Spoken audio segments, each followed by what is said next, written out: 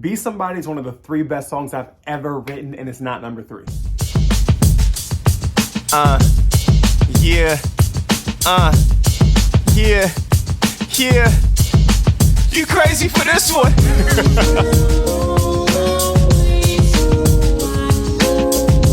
I just wanna be somebody. I just wanna go somewhere. We have to flash back to the summer of 2022 when I started writing this little project called The Catastrophe of the Clock. And it was really me trying to musically process the experiences of my time and ascension on TikTok and the foolishness that came on the other side of it.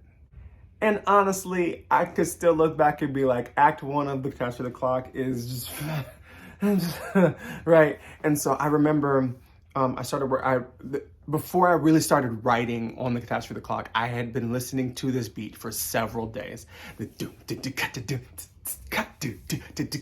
You crazy for this one?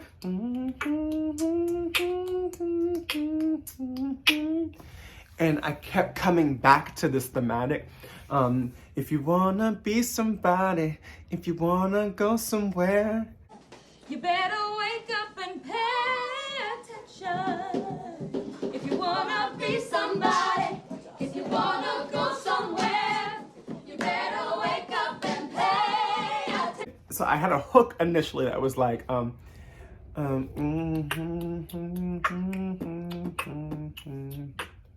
if you wanna be somebody, if you wanna go somewhere. That's where it started.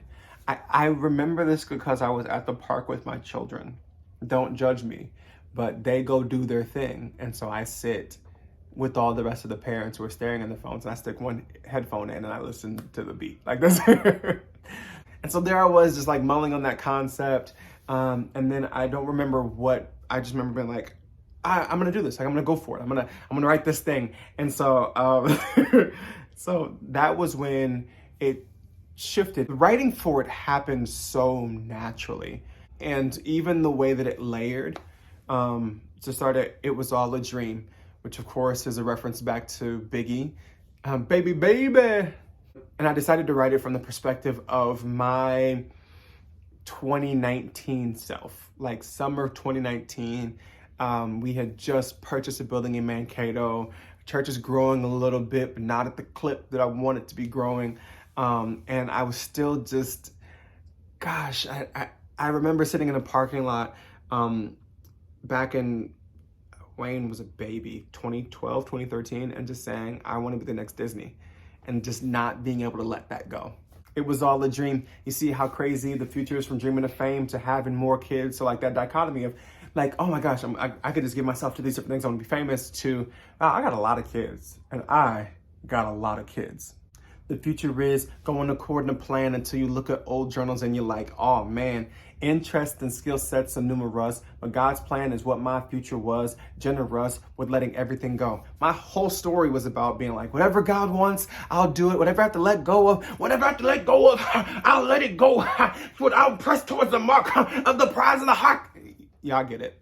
I sacrificed all my dreams. It was God's plan. God could have required my son, Abraham. And of course, there's a scene in Genesis 22 where God says to Abraham, sacrifice your son. He was like, all right, bet. And so I'm saying, like, I would have done anything. But all the while, there's this duality there. God could have required my son, Abraham. I'm going ham on daydreams and night visions. It's like, wow, God could have required my son. Like, I'm behind the scenes. Daydreams and night visions, but I'll keep it to myself. I won't cause division. Like, I'm not going to cause division by telling people that I want to be famous, which is the thematic that I pick back up at the end of This Is the Day. I know my life is perfect. Wife and 4 kids. I don't deserve it. Boy, you bugging. They are worth it. Like, I knew that if I were to start telling people I had these dreams and these plans and these visions, they'd be like, come on, man. I mean, the number of people who said to me, you're living the dream. You're living the dream. Oh, your goals. Oh, God, your goals. Everybody this is your goals, right? Boy, you bugging. They are worth it. But turning on the TV creates so much shame. I hate feeling like I was destined for fame. So that internal anxiety. And once again, in this entire project, and in particular in the song, I don't ever want to place the blame exclusively. Like, on the one hand, I'm like, God, I'm letting these things go for you.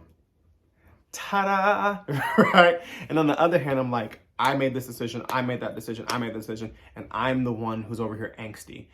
Like, so I understand that both of those things are true, which is why the hook is so beautiful. I just want to be somebody, just want to go somewhere.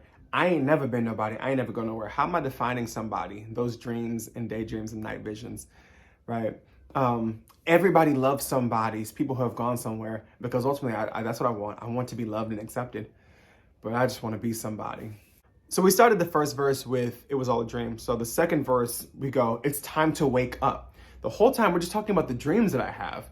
It's time to wake up, my God. If one more person compares me to Mike Todd, now Mike Todd is a very, very popular pastor. And when before Mike Todd blow-uptuated, like was huge, when he was kind of starting to catch some, virality on Twitter, people were sending me his clips all the time and saying, oh my gosh, this guy reminds me of you. He defeats Goliath. He cuts off his head. He got groupies now. It's like, oh my God, look at David. Look at him. Oh, look at him, fine. Like that now, he didn't have that before. And one day, the groupies made a song and they was like, David, sleep 10,000, saw 1,000. David, like that's what happened. That's what the Bible says, read it. And at the time, I was like, oh, he's going to meet, modestly sized church. Okay, cool. And I remember, I never forget, I was going to reach out to him. And something told me not to. And then there it was. His church is blow-uptuating. Just huge. They're running like 8 services on a Sunday. And so if one more person compares me to Mike Todd, it's cute, but I can't stand the comparison. My church versus his church, embarrassing. Like, I'm not even filling up my whole sanctuary, and he's filling up his sanctuary 7 or 8 times in a day. Like, that's crazy. Then I blame myself for why we're not there. I blame myself for why we aren't filling up. My imagination and procrastination created the situation.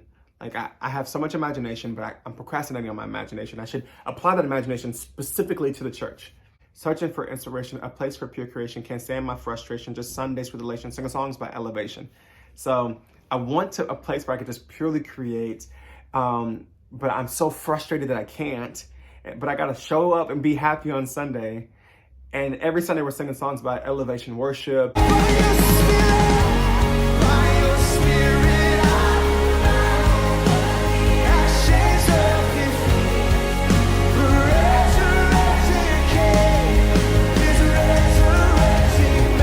My hands to God filled with envy that I'm not Furtick. Now, the pastor of Elevation Church is Stephen Furtick.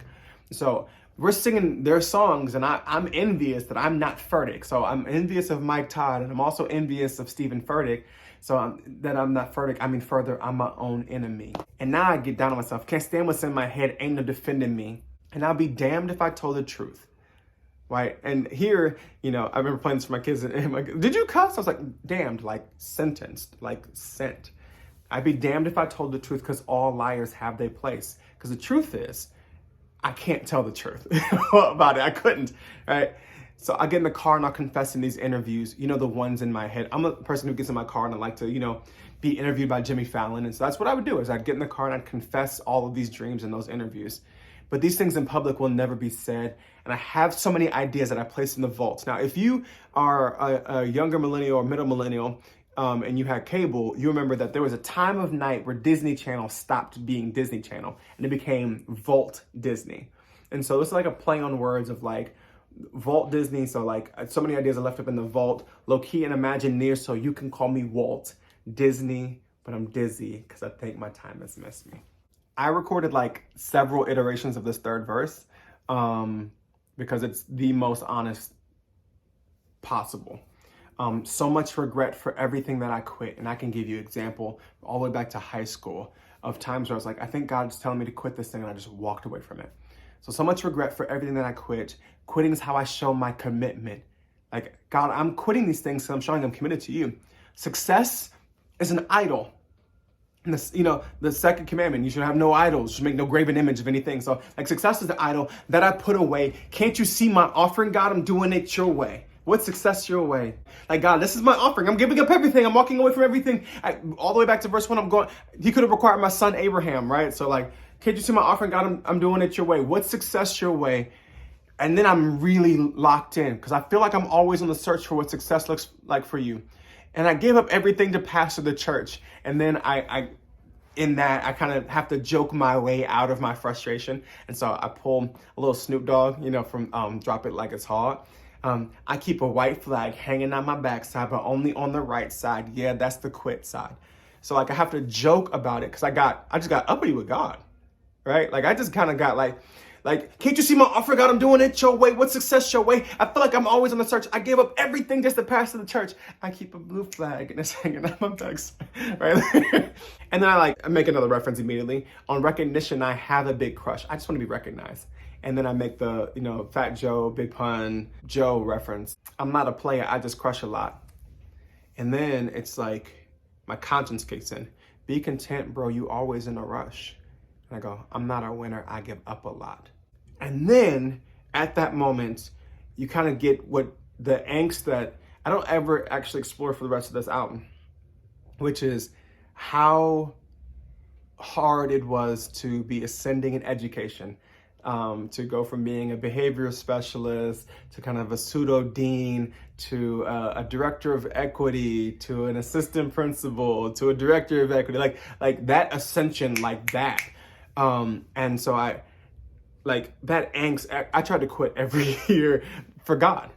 And so, but there's a silver lining, a bit of a revelation, even though I'm always trying to quit on education. Why would I quit during my elevation? Right? Why would I quit when what I want in the church to be elevation is happening to me in education? Because it's in the wrong spot, annihilation. Like my soul is being annihilated at the fact that I'm being allowed to ascend in education, but not building an elevation church. And then just my frustration.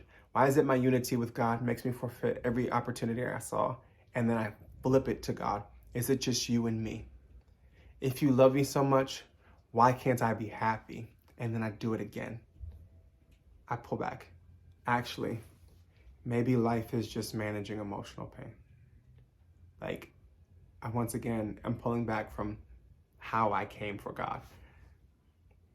Because Paul told Timothy that godliness and contentment is much gain. So I'm like, then I go, calm down, bro. Actually, you should just accept that this is the life that you're going to have. And because Paul told Timothy that godliness and contentment is much gain, so just be content. My conscience is speaking again like it was a couple seconds ago. Be content, bro. You're always in a rush. And then I just made a slight adjustment to the last hook. I just want to be somebody. I just want to go somewhere. I guess I'll never be somebody. It's like my acceptance of my contentment. It is the most honest thing that I could have possibly written about that time period of my life. I've cried to this song several times. Like I said, it's one of the 3 best songs I've ever written, and it's not number 3. And so I'm Just Wayne, and that was Be Somebody.